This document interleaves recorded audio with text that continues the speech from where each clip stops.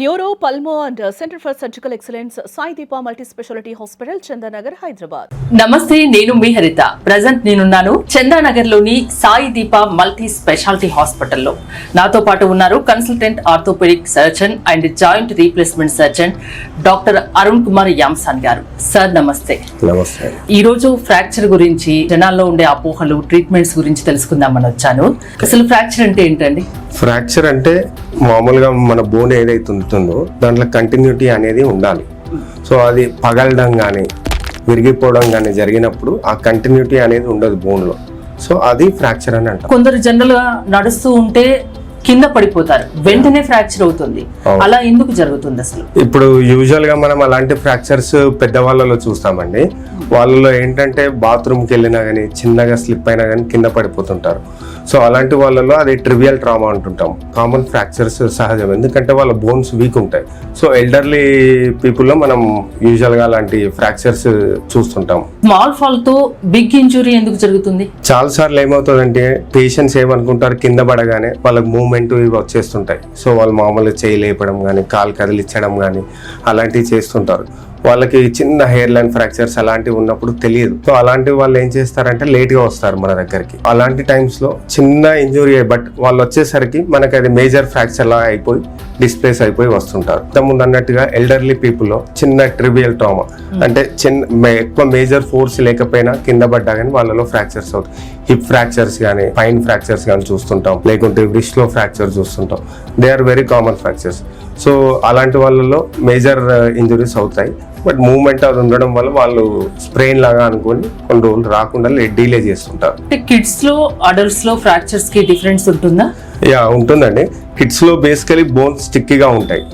So కింద పడ్డప్పుడు ఏమవుతుందంటే కిడ్స్ లో కంప్లీట్ గా ఫ్రాక్చర్ అవ్వదు. గ్రీన్ స్టిక్ ఫ్రాక్చర్స్ అంటాం. అదేంటంటే సింగిల్ కార్టెక్స్ బ్రేక్ అయిపోయి బెండ్ అయిపోతూ ఉంటుంది. సో వాళ్ళ కిడ్స్ లో ఏంటంటే తొందరగా హీల్ అయిపోతుంది, ఎందుకంటే ఎదిగే వయసు కాబట్టి బోన్ గ్రోత్ పొటెన్షియల్ ఎక్కువగా ఉంటుంది. బట్ అడల్ట్స్ లో వచ్చేసరికి డిఫరెంట్ గా బోన్ గ్రోత్ పొటెన్షియల్ తగ్గిపోతుంది. అండ్ పెద్దవాళ్ళలో ఇంకా డిలే అవ్వడం, ఫ్రాక్చర్స్ అతుక్కోవడంలో కొన్ని కాంప్లికేషన్స్, డయాబెటిక్, హైపర్ టెన్సివ్ ఇలాంటి వాళ్ళలో కొన్ని కాంప్లికేషన్స్ రావడం అలాంటి పెద్దవాళ్ళలో ఉంటాయి.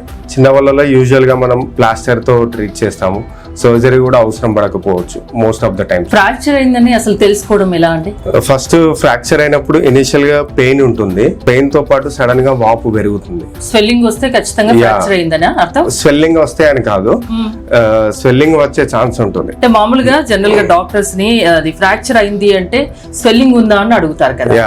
అంటే స్వెల్లింగ్ ఉంటే వస్తుంది అది ఫ్రాక్చర్ అయినట్టు అనేది చిన్న డౌట్. అదే ఒకటి సివియర్ పెయిన్ ఉంటుంది ఫస్ట్, అండ్ స్వెల్లింగ్ పెరుగుతుంది, అండ్ పేషెంట్ కి మూవ్మెంట్ చేయడానికి ఇబ్బందిగా ఉంటుంది. అంటే పడ్డాక మూమెంట్స్ ఉంటే ఫ్రాక్చర్ కానట్టేనా? మూమెంట్స్ ఉంటే ఫ్రాక్చర్ కానట్టు అని కూడా చెప్పలేము. హెయిర్ లైన్ ఫ్రాక్చర్స్ ఉంటాయి. సో వాటిలో వాళ్ళకి ఇనిషియల్ గా మూవ్మెంట్ ఉంటుంది. ఇప్పుడు హ్యాండ్స్ లో కానీ ఫుట్ లో కానీ చిన్న చిన్న ఫ్రాక్చర్స్ అవుతాయి. సో వాళ్ళలో ఇనిషియల్ గా మూవ్మెంట్ వస్తుంది, బట్ పెయిన్ ఉంటుంది వాళ్ళకి. సో అది కంప్లీట్ ఫ్రాక్చర్ అవ్వలేదని కూడా చెప్పలేము. మళ్ళీ దానికి మనం ఎక్స్రే తీసి కన్ఫర్మ్ చేసుకోవాలి. కొందరికి పడ్డ తర్వాత సూదులు గుచ్చినంత నొప్పి ఉంటుంది, దాన్ని ఎలా చూస్తారు? అది కూడా ఫ్రాక్చరేనా? ఫ్రాక్చర్స్ అయినప్పుడు జనరల్ గా మన బోన్స్ కింద ఏవైతే నర్వ్స్, కండరాలు కానీ నర్వ్స్, నరాలు అంటాం కదా, ఆ నరాలు ఉంటాయి.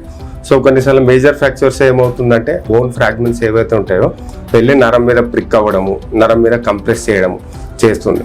సో అలాంటప్పుడు వాళ్ళకి సూదులు గుచ్చుతున్నట్టుగా అనిపించడం ఇలాంటి సెన్సేషన్ ఉంటుంది. That is an indication. Again మళ్ళీ అదొక డేంజర్ సైన్. సో అలాంటప్పుడు ఇమీడియట్ గా హాస్పిటల్ రావాలి. అదొక డేంజర్ సైన్. కొన్నిసార్లు ఆ కంప్రెషన్ వల్ల నరం అనేది పర్మనెంట్ గా డ్యామేజ్ అయ్యే ఛాన్స్ కూడా ఉంటుంది.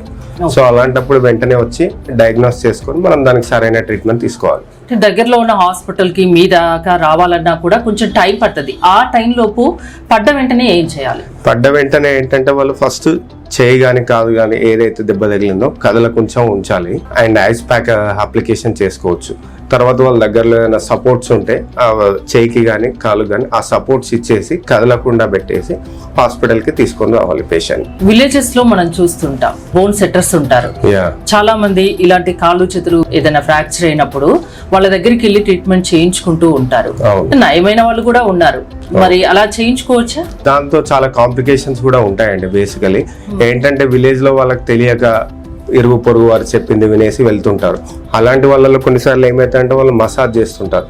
సో మసాజ్ చేయడం వల్ల వాళ్ళకి ఆ ఫ్రాక్చర్ ఏదైతే విరిగిందో అది పక్కకి వెళ్ళిపోయి ఉంటాయి బోన్స్. అలానే వంకర అతుక్కుంటాయి ఒకటి.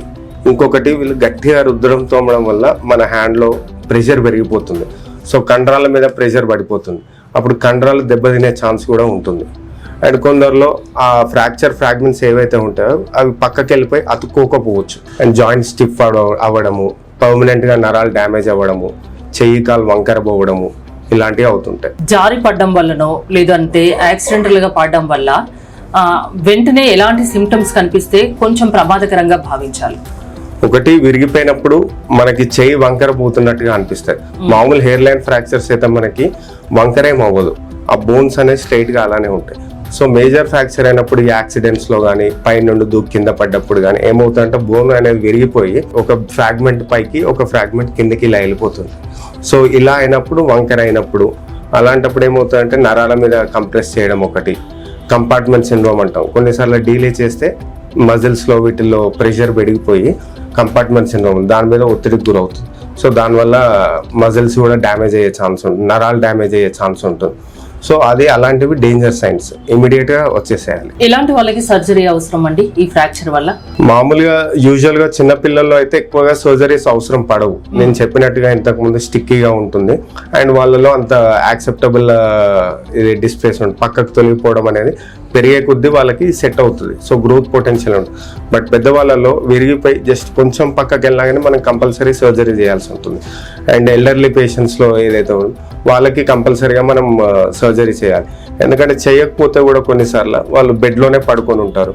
దానివల్ల వేరే ఇతర కాంప్లికేషన్స్ రావడం, పుండ్లు అవ్వడము, మజిల్స్ వీక్ అయిపోవడం, వాళ్ళ తర్వాత పర్మనెంట్గా నడవలేకపోవడము, జాయింట్ స్టిఫ్ అవ్వడము ఇలాంటివి అవుతాయి.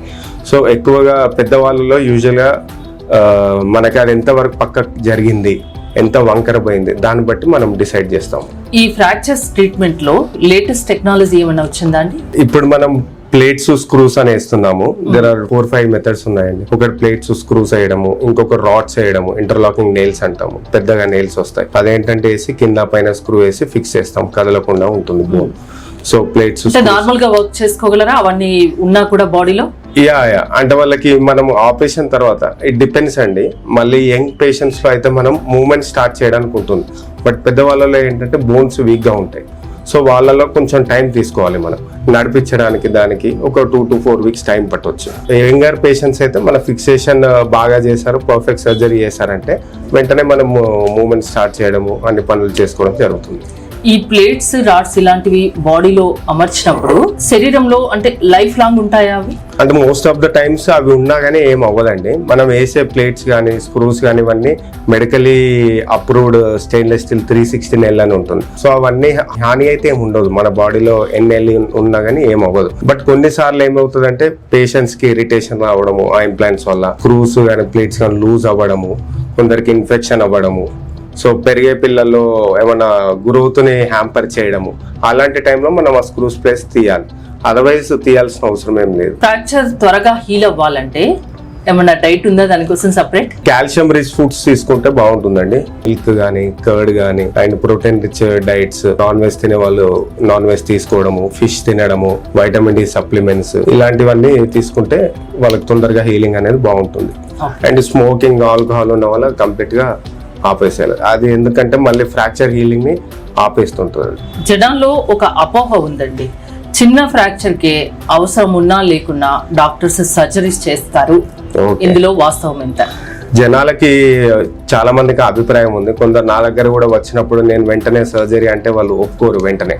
సో మామూలుగా పట్టి వేస్తే సెట్ అవుతుంది కదా సార్. కొందరైతే బయట బోన్ సెట్ చేసుకొని కూడా బోన్ సెటర్స్ కూడా చేస్తే కూడా మాకు సెట్ అయిపోయింది అని అంటుంటారు.